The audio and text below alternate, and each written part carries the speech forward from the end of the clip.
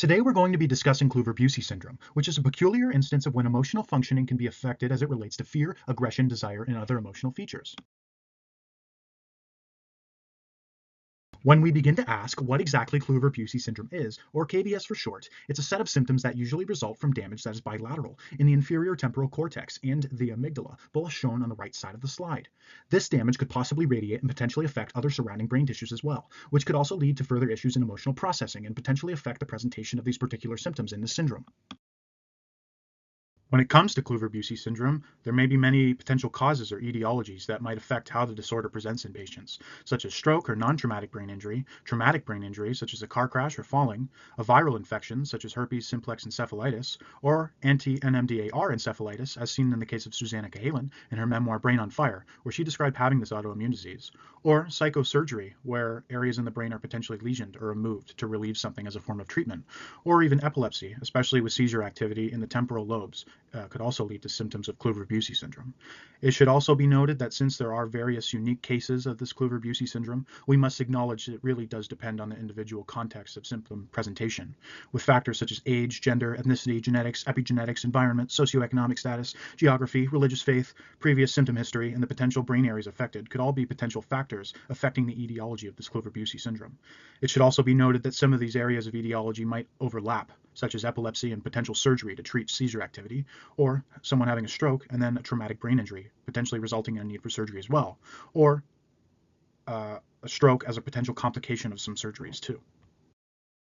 Just as there are many potential causes for Klüver-Bucy syndrome, there are also several possible symptoms that could correspond with the presentation of it. Some of these might include hyporesponsive fear, when patients seemingly show a tameness or a reduction in their fearful responses to stimuli, an altering sexuality, where they might increase their sexual behaviors or perhaps fluently change their sexual orientation.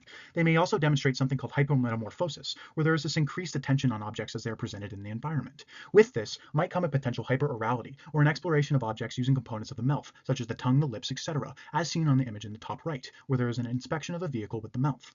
Also presented in the set of symptoms of Klüver-Bucy syndrome is a fearless eating or hyperphagia, where there is this continuous desire to need to eat that might correspond with the previously mentioned object recognition use of hyperorality, or there might be other eating disorders presenting here. Along with these particular symptoms could also be visual agnosia in Klüver-Bucy syndrome patients, where they are unable to recognize objects from reference or identification, as demonstrated on the image on the far left of the right side and bottom right. There are also instances of patients reporting certain kinds of amnesia or other kinds of particular memory deficits, and it should be noted that some of these symptoms can be permanent, or treatment methods are more or less ineffective. But some symptoms can subside with certain treatments, so it does depend on the symptoms and severity of presentations of Klüver-Bucy syndrome, as it can either be more commonly partial, where there are 3 or more symptoms presenting, or in very rare cases complete, where most of the associated symptoms criteria has been met. Also, particular brain damage eliciting Klüver-Bucy syndrome symptoms could be unilateral, where there is damage in just one hemisphere, or bilateral, where there is damage in both of the hemispheres of the brain. Some of the first studies about this particular syndrome were conducted by researchers Klüver and Bucy in the late 1930s, who initially conducted lesion research in rhesus monkeys, where they performed a temporal lobectomy or removal on both sides of the brain, so bilaterally. This would have affected particular regions of the hippocampus and amygdala that are associated with fear and other kinds of emotional processing. The monkeys appeared tame and fearless when encountering fearful stimuli such as snakes, as seen in the bottom right image, and other animals such as cats became hypersexual when incurring similar region lesions in the brain, as seen in the top right. These kinds of studies suggested that localized damage to the temporal lobes and its surrounding areas could lead to these kinds of symptoms that Klüver and Bucy termed the eponymous Klüver-Bucy syndrome. When it comes to research about Klüver-Bucy syndrome, or KBS, there haven't been many articles published that go into its complete presentation, but one article by Hernandez, Vega, and others from 2022 illustrates a case of a study of a right-handed woman in her 50s who had very rarely shown a complete presentation of this KBS. Various neuroimaging techniques such as MRI, EEG, and CT scans, as seen on the left side of the slide, showed that there was bilateral damage in her temporal lobes, which was thought to have been from herpes simplex encephalitis, the viral infection I previously mentioned and what were some of the potential etiologies of KBS. Because this woman was diagnosed with herpes simplex encephalitis, she was given medication and was discharged shortly after her symptoms seemed to improve. But about a month after this discharge from the hospital, she was demonstrating a lot of the symptoms we might associate with KBS, such as aggression, impulsivity, hypermetamorphosis, so that intense object focus, prosopagnosia, so the inability to recognize the familiarity of faces whether your own or others, hyperorality or hyperphagia, that intense object inspection with the use of the mouth as a stimulus for sensory processing, so she had a very high compulsion to place objects in her mouth, And she also demonstrated insomnia and hypersexuality. When she was presenting with these symptoms, she was given a neuropsychological assessment which confirmed many of the KBS diagnostic deficits. It demonstrated her abilities to alternate and maintain her attention had changed. And she was also showing periodical and gradual forms of hypersexuality. So she was impulsive, aggressive, and she showed a disorientation in her sense of time. She was also showing some reductions in her linguistic content in terms of what she was saying and how it was meant to be understood. So her articulation wasn't always clear. She also showed various deficits and changes in her memory as well. So episodic, semantic, static, visual, and visual forms of memory. There were also some changes in her executive functioning levels as they related to her planning or organization abilities, or her ability to verify and make decisions, or having a general cognitive flexibility. So after this neuropsychological assessment, the doctors had prescribed her some medications to help treat some of her particular KBS symptoms. And in a 3-month follow-up after this, she showed great improvements in her irritability and aggression levels, as well as her impulsivity and hypersexuality. But that's not to say that some of her other symptoms did not continue. This demonstrates to us that some pharmacological treatments can help some of the symptoms in this case study, but not every symptom will seem to cease after this kind of intervention, such as hyperorality, visual agnosia, or insomnia, so she might require other treatment methods for these persisting KBS symptoms.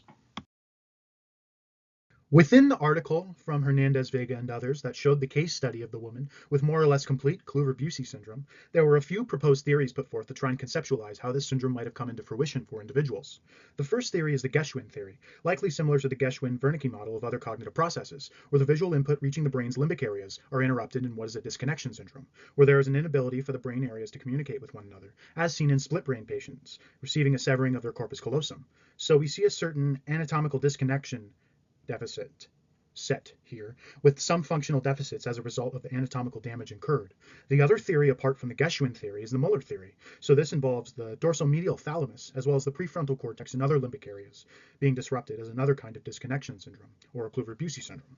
So both of these theories seem to suggest that there was a localized involvement of particular brain areas, but they at least slightly differ in their distribution, connections, and functions over and across the brain for individuals with Klüver-Bucy syndrome. This theorized disconnection syndrome.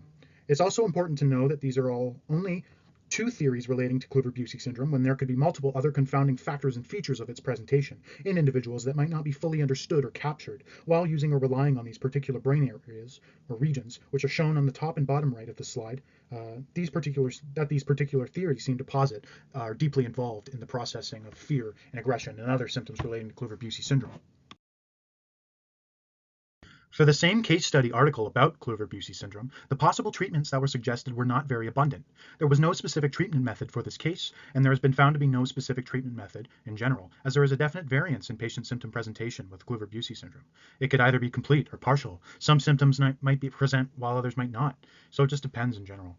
So the most important focus of treatment would then be the management of particular presenting symptoms. So certain treatment methods could be pharmacological, as seen with the woman's case study of complete Klüver-Bucy syndrome. So certain medications could treat hypersexuality or other behaviors, but that's not to say that all of these symptoms are able to be treated. Some of them may persist regardless. So at that point, we seem to be in a very premature place for being able to treat this particular set of symptoms seen in Klüver-Bucy syndrome. But overall, it should be noted that treatment might not always be successful for a neuropsychologist or any other doctor trying to help a patient with these presenting symptoms. They may try and maybe have some success in treatment in some symptoms, but it does again depend on the individual's presentation, their circumstances, and how they're going to be able to progress through this process of treatment and recovery, if they're also willing to attempt treatment methods as well in the first place. So also, neuroplasticity might play a role in aiding patients' recovery from particular region damages and functional deficits, but the full extent of this still remains unclear.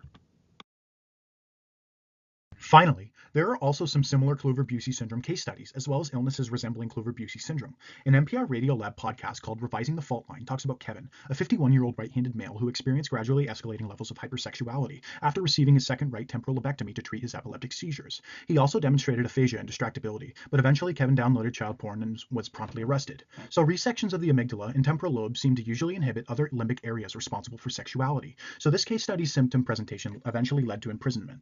Another case study demonstrates a similar, though different disease called Urbach-Wyeth disease. Patient SM was born with this disease, where the amygdala was bilaterally calcified, and so it was non-functional, simulating a lesion. She reported not feeling fear, and researchers tried multiple methods to induce fear in her, but without success. So they tried taking her to different haunted houses, showing her reptiles, and having her watch scary movies. So she lacked the similar fearful responding as seen in Klüver-Bucy syndrome patients, and was also unable to recognize fear in others, though she still reported having other emotions, such as curiosity, happiness, etc. And in one case, she was held at knife point, and her eerily calm response drove the attacker away. memory. So it seems that SM's damage isolated her functional deficits of fear responding and recognition. Moreover, SM seems to show some similar symptoms as those with Klüver-Bucy syndrome, as well as a general conclusion of there being localized damage that leads to particular deficits, diseases, and syndromes in Urbach-Wieth disease and Klüver-Bucy syndrome. So that concludes this brief presentation of Klüver-Bucy syndrome. Thank you for listening.